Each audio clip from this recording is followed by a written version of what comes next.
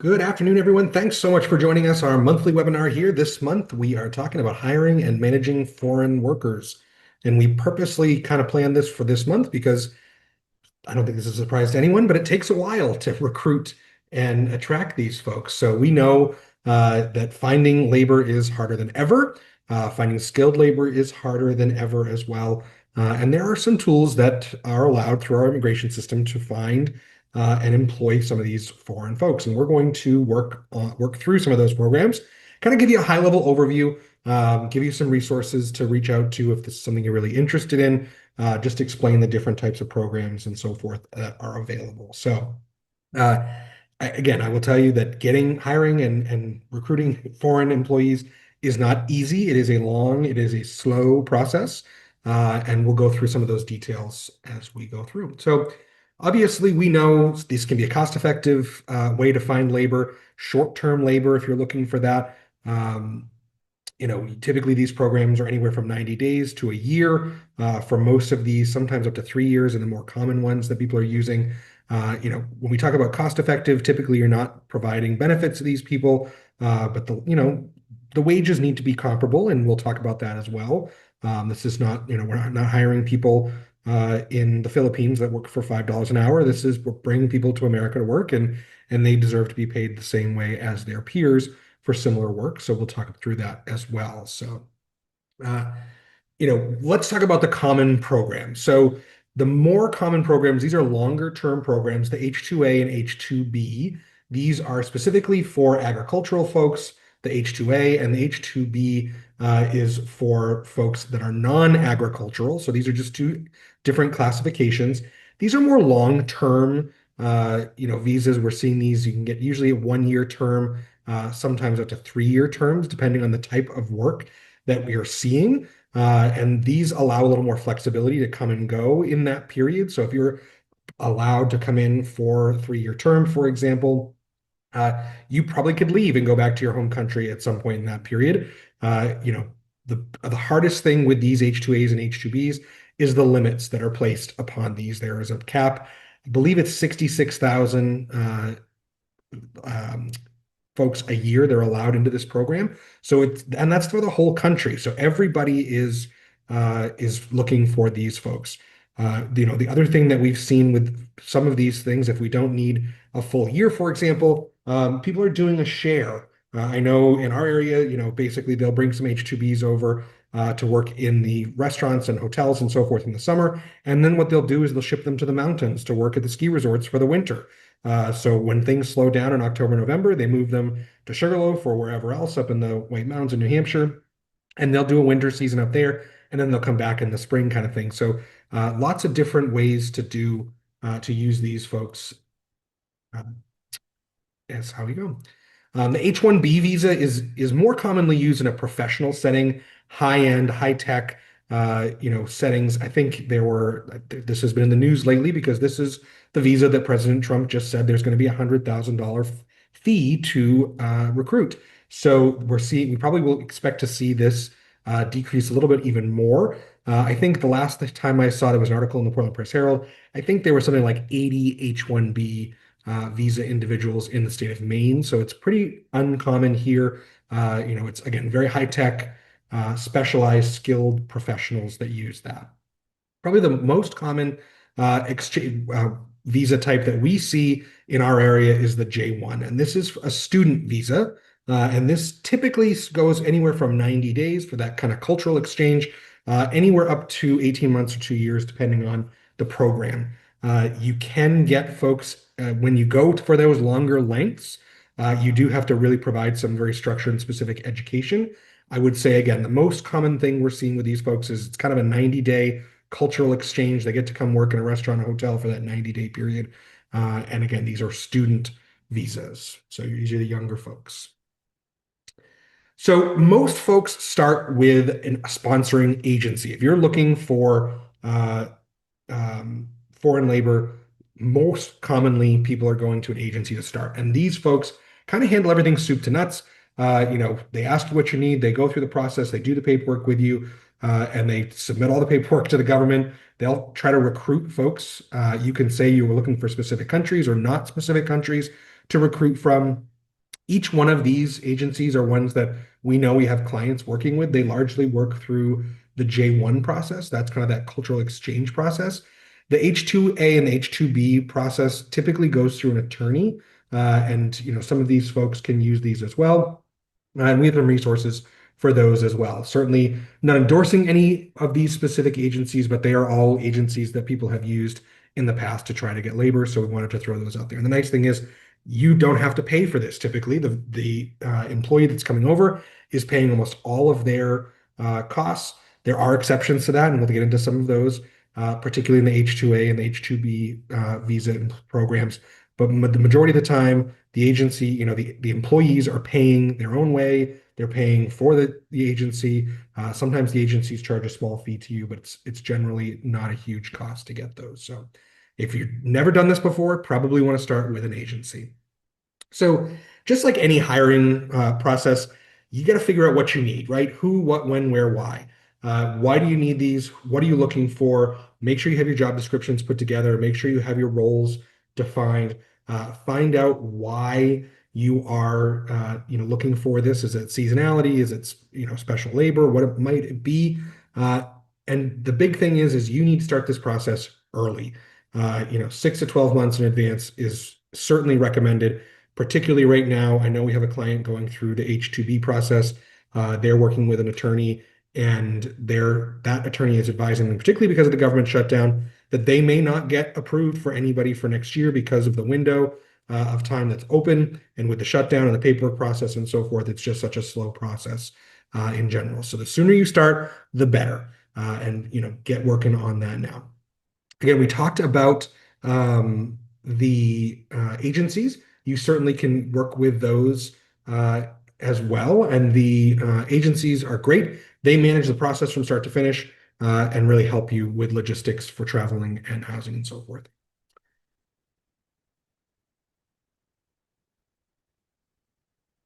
So F1 visas, we had a question in the chat about F1 visas. Those are very similar to the J1.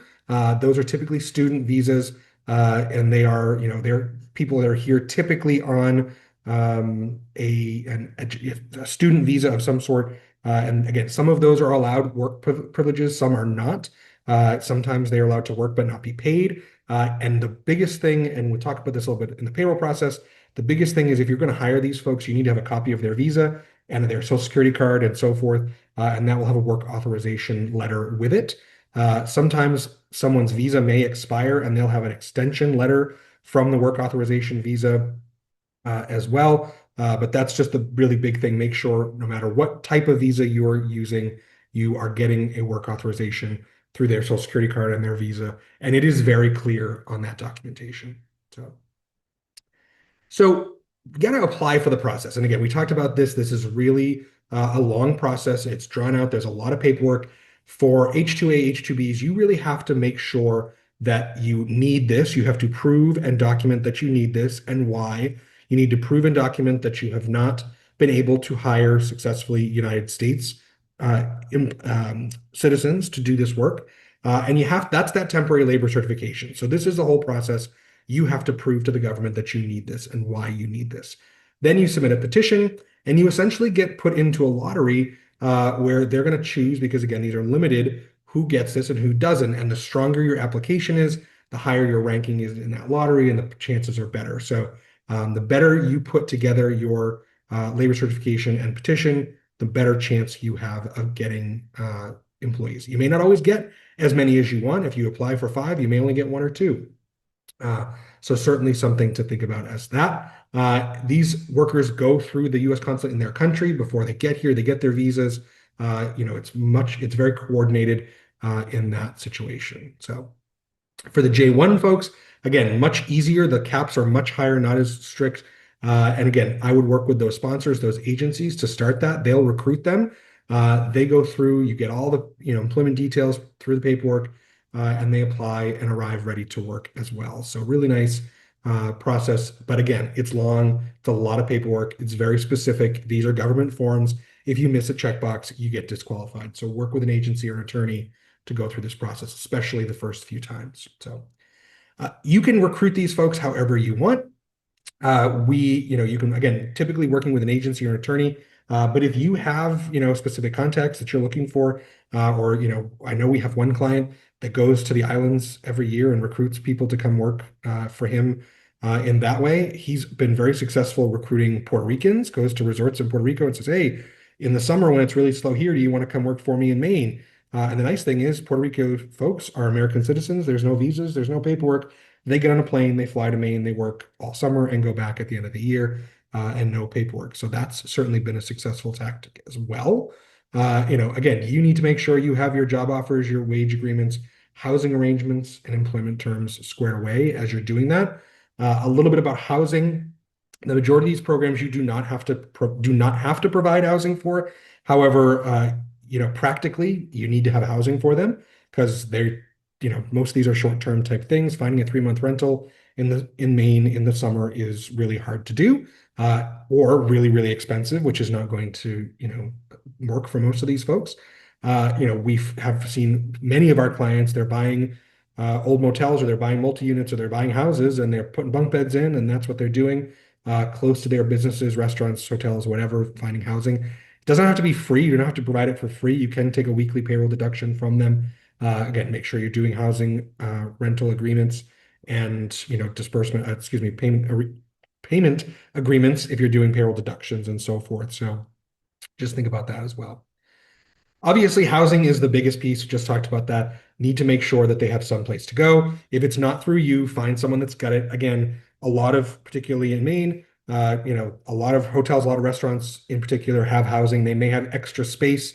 Reach out to your peers and chat with them if they have extra, housing available and work with them. Transportation also a big deal, right? If they're not living close, I know Old Orchard, for example, they have kind of a bike exchange where they have, I don't know, J1 visa employees are very popular in Old Orchard. So the Chamber of Commerce actually manages like a bicycle exchange where every year students can come pick up a bike, and that's their bike for the summer, and they return it at the end of the summer, and goes back into the population for next year. So that's a very rudimentary way of doing it, but I certainly know there's some folks that are providing busing and different things like that as well. Social Security cards, Social Security applications, this is really slow as well. And we'll talk a little bit more about the payroll implications of this, but they need to go to the Social Security office the second they land here because it takes a very long time to get that. And again, as they are getting those, that will also give their work authorization on there as well. It'll say on the Social Security card once they receive it whether or not they are eligible to work or not. So keep that in mind. They say it's 7 to 10 business days. We've seen it take over a month to get Social Security numbers and cards and so forth. So be really cognizant of that and again, get them to the Social Security office very soon after arrival. And then just normal onboarding and orientation, right? I mean, these are employees. You want to make sure they're being taken care of like all other employees. You got to go through, do your, new employee checklist, make sure they're ready. But these folks are in a new country. They're probably, their English may not be the best. They're working through a lot of different issues and questions. Have a little empathy for them, help them assimilate a little better, as well. Those are really the big things to think about. These are not just normal employees that are walking in off the street. They have literally traveled across the world to come work for you. So think about that and how that's going to play in your workplace. So again, let's talk about when to start the process. Those H-2A, those are agricultural folks. That can definitely take a little bit less time because there are more of those visas and less demand. But again, the sooner the better. 3-4 months is probably good. The H-2B season is broken up to October 1st and April 1st. So you really want to look, within a 6-month window of those and get into the lottery for that as well. And then for the J1s, folks, you're going to want to start in the winter for the following summer. So right now is a really good time to start, particularly for the H-2Bs and the J1s. Get that process started so that you're going to have those ready for the next summer season. So let's talk about how long these folks can stay. The H-2A visas, again, can be up to 3 years, depending on what their work classification is. Generally, we're seeing 1 year at a time. And again, can be extended as well. So, if they get a 1 year authorization, they can go back and extend that for another year and another year. which is really nice, particularly if you're looking for some long-term help in that agricultural area. Similarly, the H-2Bs, similar classification. It's typically issued for 1 year and then can be extended up to 3. J1s, we didn't really mention it here, but the most common J1 visa length of stay that we see is that cultural exchange, which is a 90-day exchange. If you're providing a more robust educational experience for them, true training, true internships, on-the-job training, formal education, formal plan and curriculum, you really could keep them here about a year to 18 months. And if you really wanted to go even further, you could get it up to 5 years. And that's where that F1 visa piece comes in as well. And that's, those higher degrees and so forth. So typically, again, we're seeing that 90-day stay for the cultural exchange. But for folks that are creating much more strategic education opportunities for those employees, they are getting longer coverages as well. So that is where we've seen some of those folks. I know I was in the Florida Keys last year. There was a J1 that was waiting on us in the restaurant, and they were here for a 12-month stay, and they were doing a similar exchange where they were in Florida in the winter and they were coming up north in the summer, and they were doing educational through the same company. The company owned multiple resorts, and they were moving them around the properties as they needed them. But they had formal training. They had class time and educational experiences built into their work experience. So those are allowed to be a little bit longer if that's happening. So H-2Bs, specific details about these. So again, you're not required to provide free housing. Practically, you probably should be providing housing for them. Again, it doesn't have to be free. They can be paying you back through payroll or writing you a check or giving you cash, whatever you want to do. You, as the employer, must pay upfront or directly reimburse and provide documentation on how you would reimburse for the visas, the border crossing fees, transportation. You as the employer are responsible for getting them here. And again, you must get them to their work site at least for the first week, and then they can figure it out after that. Again, we're seeing people get creative with that, whether it's a bike exchange or whatever.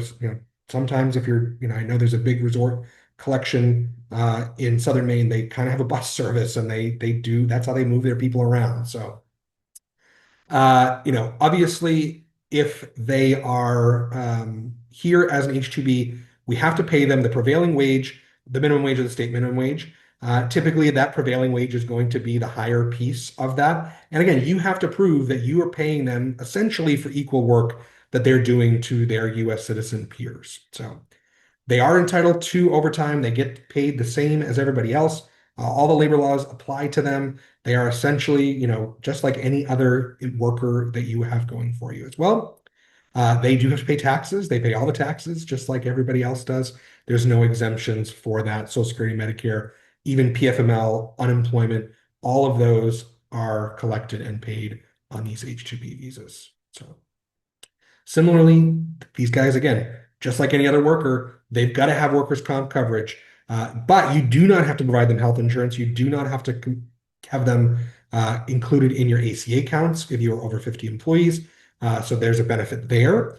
You have to maintain all the records under FLSA just like you do for everybody else. And then certainly, again, all the same FLSA things that you have to have anyway with pay stubs and working conditions and so forth all apply. So typically, there are not allowed to be changes in duties or locations without prior approval. One of the questions we get is, hey, I'm a restaurant. Someone has an H-2B employee that's working at a hotel and housekeeping. Can they come work for me in the evening? Now, I will tell you that the answer by law is no. They are only to be employed by their job sponsor. So that's always a risk you're taking if you're hiring folks like that. Keep that in mind. And certainly in this heightened state of immigration control, you're probably taking a little bit bigger risk than you would otherwise. I would say the positive piece of that, if they're a J1, for example, only on that exchange program, by the time all the taxes get filed, things go through, they find out that this person's working multiple jobs, they probably have already left the country. So that's one of those things. But if they're an H-2B or an H-2A here for a long time, their work visa is tied directly to that one employer in that one location, and keep that in mind. So I-9s, W-4s, again, same paperwork needs to be done. I-9 is a little bit more complicated for these folks because you have to have a copy of that visa. have to keep it on file, have to make sure they have a work authorization. If their visa has expired, you need to keep on file that extension form if they haven't gotten a new visa.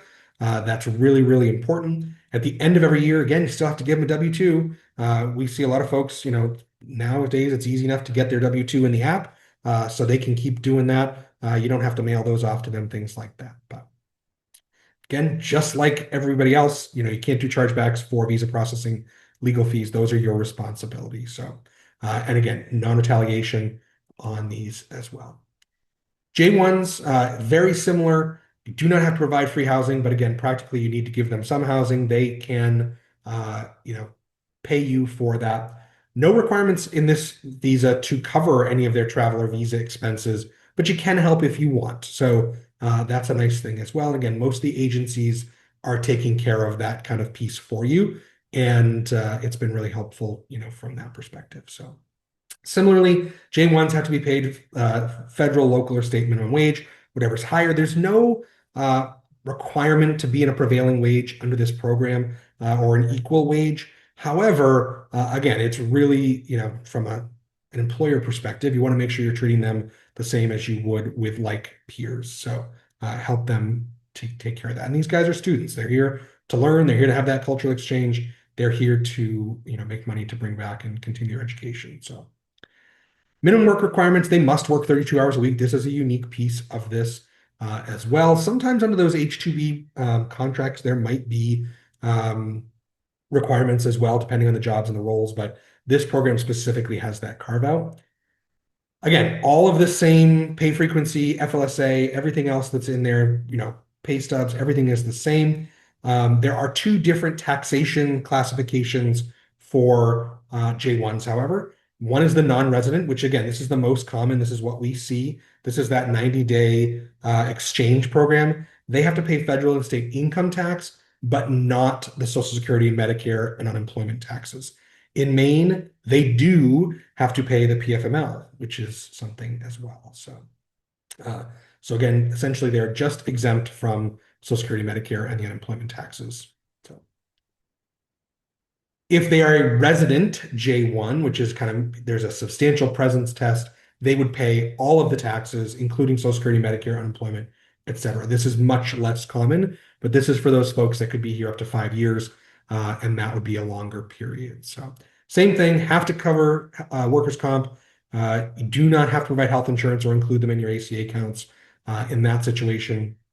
If there's any changes, you have to notify the sponsor, which typically the sponsor in this situation is the agency. That's how they kind of get all around it. Anything like that, you work with the agency to manage those types of issues.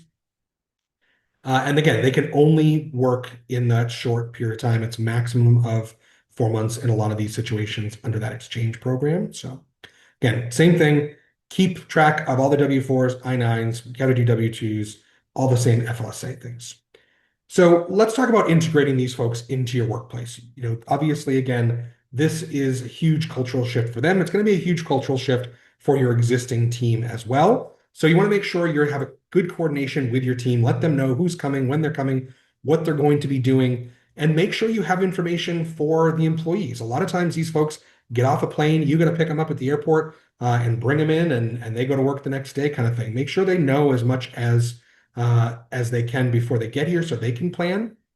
Make sure you're ready. And again, most of the agencies will help you with this, but make sure there is, everything's ready to go for their visa, their Social Security information. Get them off to that Social Security office as soon as you can, and make sure that they know who to talk to, what to get in touch with, who does what, right? Treat them just like any other employee. Go through the handbook, go through the welcome kit. Let them know what's going on. Obviously these people are getting dropped in the middle of somewhere they've never been before. They might need a map of the area. How do we get someplace? Where's the grocery store? All those questions are going to come up. So keep that in mind and get yourself ready for when they come. Again, bring your team up to speed. Let them know who and why you've brought them in. Deal with those issues up front. Obviously there's going to be cultural language barriers that are happening naturally as part of this work system. Make sure your team is ready to deal with those when they come up. So it might make sense to do a buddy system, right? Give them one person that's their direct contact. Doesn't have to be a manager, could just be someone else that works there. They're their kind of direct contact. They can reach out to their peer and say, hey, this is, I have a question about this. Where's that? What do I do about this? Help them, assign them to one person so that they have a real good, easy access. The majority of these folks need to be speaking English. That's, part of the requirements, but it's not going to be perfect English. There's going to be, some barriers there as well.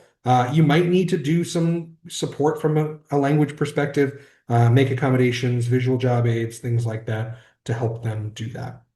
And then again, create, cultural and connection points where you can do coffee, lunches, whatever. Again, I mentioned Old Orchard. They do this a lot for all of their J1s. They do multiple J1 meetups multiple times. I think every week they do some sort of J1 meetup so that they can all come together, and do, have a moment to, collaborate and figure things out. And if they're having issues, concerns, whatever, they have good support network to do that. So talk about some of the most common, frequently asked questions we get. The biggest one is, how do I pay them, right? They do not have a social security number. We strongly recommend you do not put them on payroll immediately. We recommend you write them a paper check outside of payroll, keep track of it. Once the social security number is issued, then we will get them on payroll. We will retro everything, we'll fix the taxes, and we'll make it all work. We're happy to work with you specifically from a payroll perspective on this if you ever have this need. Again, these folks, particularly the J1s, have a very strong habit of sometimes just disappearing. They may not like your workplace, something may happen. If you pay them through payroll without a social security number, and we have to file a W-2 with all zeros, you could be fined up to $2,500 for not having a social security number. We do not want that to happen. The penalty is much less for not issuing a 1099 to someone who you do not have a social security number for. So keep that in mind. Do we need to withhold taxes? Yes. Again, we talked a little bit about those exemptions for FICA and unemployment, but everybody has to pay income tax, federal and state income tax.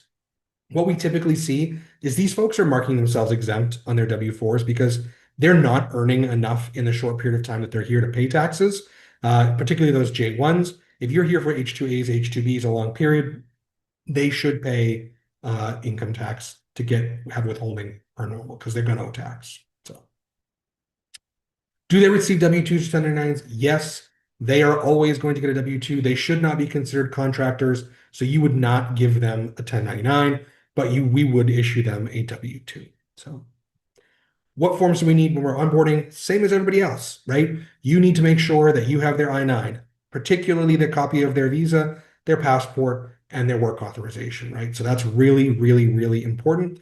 Again, W-4s for withholding, all their visas, all the documentation with these folks in particular, especially in our heightened state of immigration enforcement today, you want to have all your ducks in a row. Make sure you have your documents on file. Again, that social security number is included in that. Make sure that all of your employees apply right away and keep that information on file. So we've got a bunch of resources for you. When we send this out, this has been recorded, we'll get it posted. We have a guide to managing foreign workers, so that will be out there and available. We'll send that to you tomorrow. If you have questions about anything, our HR consulting team is here to help as well. We have lots of resources for, even getting them assimilated into your workplace, cultural type things. If those are problems you're having, we're happy to answer those as well. We work really close with Marcus Janes out of Westbrook. He is an immigration attorney. They do J1s, they do H-2Bs, they do all sorts of stuff. They will help you through the whole process. If there are ever any issues with your foreign workers, they will help you as well. We are happy to make an introduction for you if you have that, but their contact information is here as well. Our next webinar is the year-end webinar. It's Tuesday, the 18th of November. Next month, we're going to go through year-end prep. Make sure we're ready for year-end. So I am happy to answer any questions on any of this. Again, we're going to send out a bunch of resources tomorrow with the recording of this, but I'm happy to entertain any questions. The chat's open, the Q&A is open as well. I'm not seeing any questions coming through right away, but certainly feel free to reach out to us anytime. We're happy to answer any of your questions. We know, again, we have a lot of resources that we're able to direct you in the right direction. This is something that you are struggling with or need help with. Please let us know and we will get you taken care of. But otherwise, we will see you next month. Thank you so much for joining us this afternoon and have a wonderful afternoon.